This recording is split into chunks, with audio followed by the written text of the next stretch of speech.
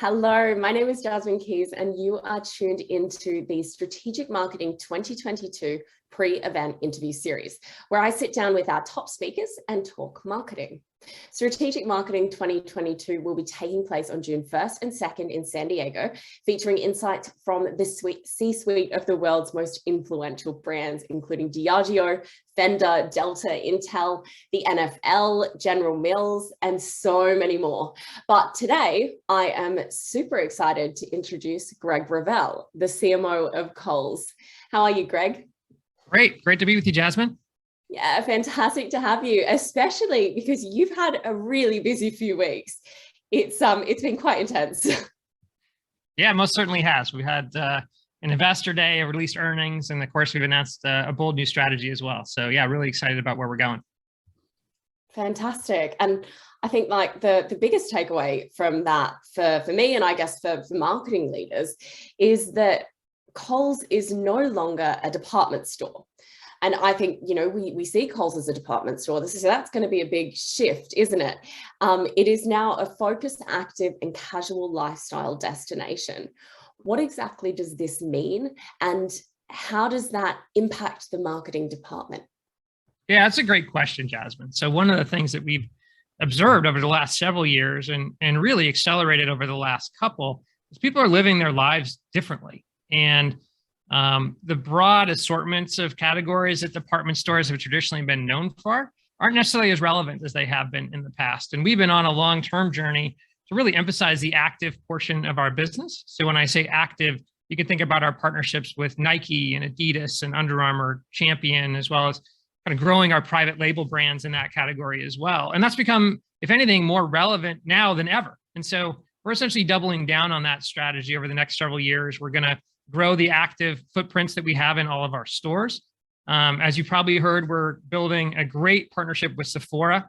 And as part of all those relaunches in our stores, we're going to have active essentially right up at the front. So that's a new sort of bold way of orienting how we face the consumer. And then you'll see that as well, of course, in our marketing. And the other side of that is people aren't dressing as formally anymore. So as people go back to work, and sort of get back to normal lives, we don't think they're going to be the way that they were in the past. And so we think this new strategy is going to keep us relevant for years to come.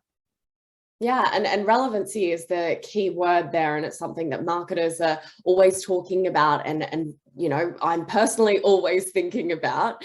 So, you know, why are department stores kind of no longer relevant? Why this big focus on active?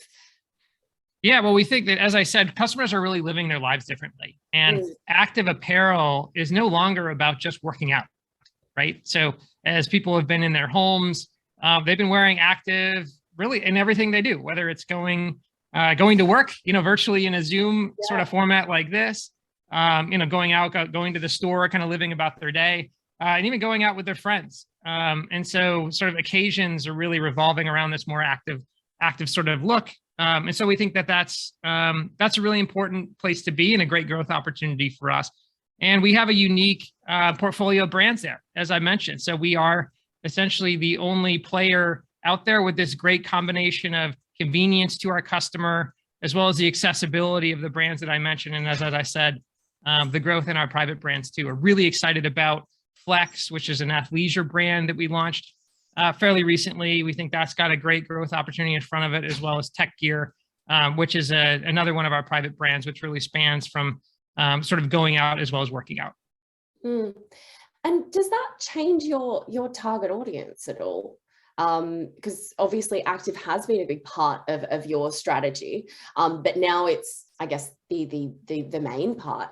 So does it change? I'd say to some extent. I mean, one of the big strategies for us is getting younger and more diverse with our customer base. And so we think it's particularly relevant, especially for those younger and more diverse customers. But that said, even our more traditional customer, it's really resonating with them as well. So we think it's a very democratic movement, really in the United States. And so we think it's got ways for us to grow both of our new customer base, as well as increase our growth with existing customers as well. Yeah, I mean, it sounds like a good move. I wear activewear for about 80% of my life. So I might be your core customer. That's great. And you mentioned Sephora, and in our prep call, you said we can't talk about growth without talking about Sephora, and I have seen that also plastered all over the news as well. Sephora is such a big part of your growth strategy. So can you tell me a little bit more about this partnership and any upcoming campaigns? Yeah, I'd love to. So Sephora is an incredible beauty brand, the world leader in beauty. And when we had the opportunity to partner with them, we were so excited to do it. And so the last year or so, we've launched over 200 Sephora shops across the US. We have plans to launch another 400 this year, and then several hundred after that in future years as well. So we're going all in on this partnership with Sephora. We think it's great, really, for our consumer. It introduces a bunch of new beauty brands for them to shop that they haven't been able to get from Kohl's, and we're getting a great response from that. And it also gives us the opportunity to bring in a lot of new customers to Kohl's as well. Sephora fans that now have access to it in our own stores. And in fact, we're seeing over 25% of Sephora customers are new to Kohl's, and half of those are also cross-shopping the store as well. So not only are we bringing in new customers, but the remainder of our assortment is really resonating. So we're incredibly excited about it, and we think it gives us a lot of growth opportunity. Brilliant. And are there any big upcoming campaigns or any kind of creative or kind of content campaigns that you can share now? There always are. I can't get too far into the future, but I can tell you we're cooking up a lot. Particularly this year, as I mentioned, we're getting to essentially half of our store base now will have these Sephora shops. And so we're really excited about the opportunity to really collaborate with them to get the Sephora story out there. And they're super excited too. I mean, these are customers that historically haven't had access to Sephora. So in many ways, it'll be introducing Sephora to millions of new people as well. So yeah, they're wonderful partners. And we have a lot in the works in terms of how to tell that story for 2022. Brilliant. And I know that Deborah, the CMO there at Sephora, we're hoping to have her at Strategic Marketing 2022 as well. And that whole team it's so influential in the beauty space, but now really partnering with you is kind of compounding that, and it's going to be even more of an influential marketing organization. Yeah, I think you're right. Deb's wonderful. She and I are great partners, and they have a phenomenal organization over there. They're so strong in the influencer world. We're learning a ton from them about that world, and they're obviously getting a lot of benefit from the power of Kohl's marketing as well. So yeah, it's great. It's a great partnership all around.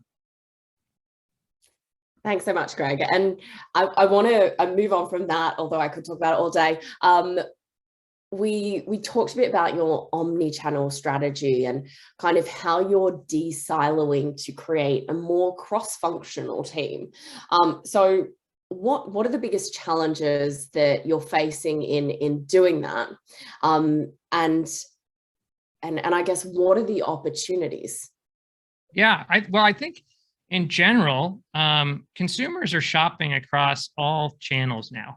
I'd say historically in retail, there was a thought that you have sort of online customers and you have store customers, and you would almost treat them as really different people. And you might have separate assortments, separate marketing strategies, separate experiences. And frankly, there wasn't a demand for really integrating these experiences together. And as we've looked at our own data, we see that our omni-channel customers, so those that shop us both online as well as in store, shop us much more than those that shop us on a standalone basis. So they shop 4 times more than those that only shop us in store, and they shop us 6 times more than only shop us online. So the power of having all these experiences integrate for the customer, I think, is really big, both for the consumer as well as for our top line. And so the mandate that I think that creates for us and for marketers more broadly is integration. And so we've done a lot of work over the last 3 years or so to embed marketing and insights resources that are really focused on customer insights throughout our organization, whether it's within marketing, I think more interestingly, also in merchandising. And so as we're thinking about our brand portfolios, our assortments, our style, all that, we're putting consumer insights people from the marketing organization in there to work together with our stylists and with our merchants. And that helps us really come together from the very concept of what product we're going to assort all the way to how it shows up online, in store, and in marketing. And it takes a lot of work. It takes a lot of new processes in order to make that happen. So it's complicated. I don't want to say we've got it all figured out at this point, but we made a lot of strides in terms of making a real integrated experience for the customer. Yeah, I mean, implementing that sort of change is going to be challenging for any organization. But when it comes to your omni-channel strategy, this is going to have a big impact on your loyalty and your retention. Can you talk to that a little bit? Yeah, I'd love to. Our loyalty program, we've historically had a really powerful set of loyalty assets, whether it's our credit card program, where over half of our customers have the card, to our loyalty program. We have 30 million loyalty members here in the US, which is a huge base. And then Kohl's Cash, which is sort of our iconic currency that we've had for many years now. We've integrated all of those things together. So essentially a unified loyalty program. And what that gives us is tremendous power to understand the consumer. We get over 80% identification rates of our customers, essentially all the people that buy from us. We can identify them down to the individual level. And that allows us to really personalize our communications with them. And we can use our assets like Kohl's Cash, like coupons and promotions, and our product suggestions and recommendations. And we can integrate those things together to really give the consumer a sort of unified but unique experience, depending on what really drives them to shop and what they love about Kohl's. So that's been an evolution over several years. In fact, we're enhancing our credit card program in a couple of months. We're going to launch a 7.5% back rewards proposition for using our card, which we believe puts us at the front end of the retail industry and gives the consumer, again, more reasons to shop with us. Yeah, absolutely. That's very compelling. Fantastic, Greg. I think when we talk about or we think about marketing and the world over the past 2 years, we know it's affected a lot of industries, the changes, and retail has been one of the most affected industries. So we all know the plethora of challenges that we've faced. I want to avoid that, and I'd like to delve into the opportunities and the solutions that you found, really. Yeah, well, I'd go back to what I said. I think people are going to leave the pandemic dressing differently from the way that they dressed going in. And so we want to really be at the front end of that. We're very excited about the beauty business, especially people go out more. We're seeing a lot of demand there. And it's great to integrate that with the active and casual lifestyle sort of portfolio brands that we have around that. And then as I was getting into the personalization aspect and really thinking about how the consumer will shop differently, essentially shopping 24 hours a day rather than in sort of pockets, going to stores on weekends, as well as shopping online at nights. We now think it's more 24/7 sort of shopping environment. And so really trying to personalize all these different touch points so that they're integrated with, when you shop with us at one moment, and then we send you an email following that, or we advertise to you on Facebook or Google after that, and then you visit a store, and then you get a post-transactional email, and then you kind of go through that whole process again. We're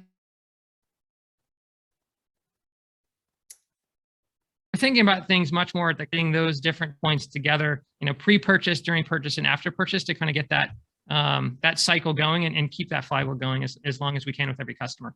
So that we think is a long-term theme that really accelerated, if anything, over the course of the last couple of years. And we think we're really well positioned to take advantage of it. Absolutely. The digitalization, or the acceleration of digitalization throughout the pandemic, everyone going online, has given marketers the opportunity to create more relevant experiences and personalize those experiences.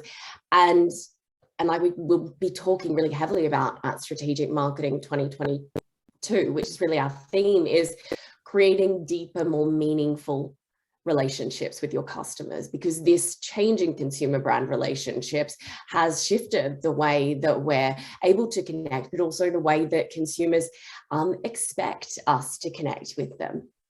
Yeah, that's absolutely right. And the great thing is that we now, because we're coming out of this pandemic, we can afford the time and the energy to really drive that agenda. And in a pandemic environment, you're obviously focused on a lot of different things. And now that we're sort of moving past that, it's exciting, I think, for the industry to really get into more long-term thinking and sort of what's next. And that was a big theme for Kohl's as we did our investor day a few weeks back. We wanted to talk about, hey, what is Kohl's going to look like in 3, 4, 5 years? And what are the building blocks that we're putting in place to do that? So I'm really excited about the conference because we're going to hear a lot of similar stories, I think, from a number of different leaders across the marketing world. And I can't wait to hear them. Yeah, fantastic. And I guess that's a good question. I'm not sure if you've had a look at the agenda, Greg, but is there a certain session that you're looking forward to, or a certain aspect of the conference? Who of our incredible C-suite speaker lineup are you excited to connect with? Yeah, you got a lot of great speakers. I can't wait. I can't wait for the event. You got Tim Ellis in the NFL. I've heard him speak, and he's doing some great things over there. Karen Walker over at Intel. There's a lot of innovation there, and Intel is obviously at the forefront of technology. So I can't wait to hear about how they're thinking about integrating, customer experience and data with implementation there. Probably the session I'm most excited about is ConAgra. They're going to talk about how to leverage facts, particularly generated within the marketing organization, to sort of influence overall enterprise strategy and decision making. And this sort of integration across the different functions is something that I care and think a lot about. I can't wait to hear how they're doing it over there. Yeah, we've also got a really interesting session on restructuring the marketing department, which will kind of align with that on day 2 as well. I could talk about the agenda forever. There are so many incredible sessions. Greg, yours being one of them. Really excited to hear a little bit more about that transition from a department store to an active lifestyle brand. Greg, thank you so much for joining us. Those in the audience who have not registered for Strategic Marketing 2022 yet, please do register and send me a message. We do have some VIP upgrades to give away, so reach out and we can get you signed up with VIP access. I'm Jasmine Keys, and you're tuned in to Roach's Event Strategic Marketing 2022 pre-event interview series. Thank you so much.